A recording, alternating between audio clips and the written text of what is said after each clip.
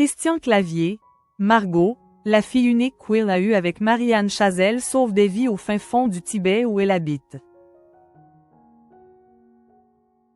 Ce mercredi sort dans les salles le film Jamais sans mon psy, une comédie comme Christian Clavier en a tourné des dizaines, pour le plus grand plaisir des spectateurs. S'il lui a fait le choix de divertir après avoir entamé des études brillantes qu'Will a interrompues, Margot, la fille qu'Will a eue avec Marianne Chazelle a quant à elle effectué un brillant cursus universitaire pour ensuite se consacrer à des missions humanitaires. Notamment au Tibet, où elle vit depuis des années.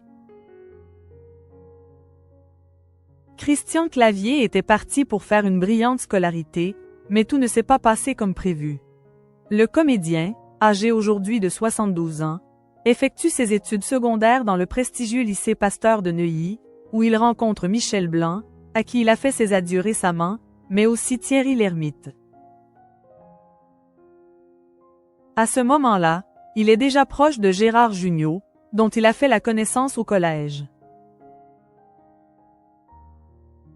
Avant que cette petite troupe ne se forme et devienne le Splendide, ce sont les études qui comptent. Clavier, fils d'un chirurgien ORL, décroche son bac en 1971, mention très bien avant d'intégrer l'Institut des études politiques de Paris, où il retrouve un camarade croisé sur les bancs de Pasteur en terminale, un certain François Hollande. Ils n'auront pas le même destin.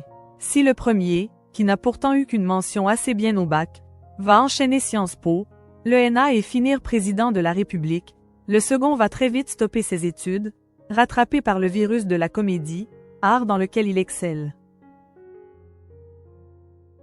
Il est encore à l'affiche ce mercredi 11 décembre du film Jamais sans mon psy. Contrairement à de nombreux enfants de la balle, qui suivent les pas de leurs célèbres parents, Margot, sa fille unique, fruit de sa longue union, qui s'est achevée dans la douleur, avec Marianne Chazelle, ne va pas emprunter la même voie. Elle va suivre jusqu'au bout, à quelques décennies d'intervalle, celle que son célèbre géniteur avait seulement commencé d'emprunter. Née en 1983, Margot, véritable sosie de ses parents, va grandir dans un cocon confortable. Malgré leur séparation au début des années 2000, elle va parvenir à effectuer un parcours universitaire brillant.